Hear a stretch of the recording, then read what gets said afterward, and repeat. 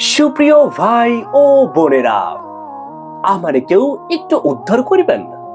ফেসবুকের স্ক্রল ঘোরালে এক অদ্ভুত দর্শনের মানবের দেখা পাই। তার নাম কিন্তু অ্যাডলফ খান। এখন প্রশ্ন হলো, ওনাকে আমি কোন ক্যাটাগরিতে ফেলবো? উনি কি সুদর্শন পুরুষ নাকি কোনো রূপবতী নারী?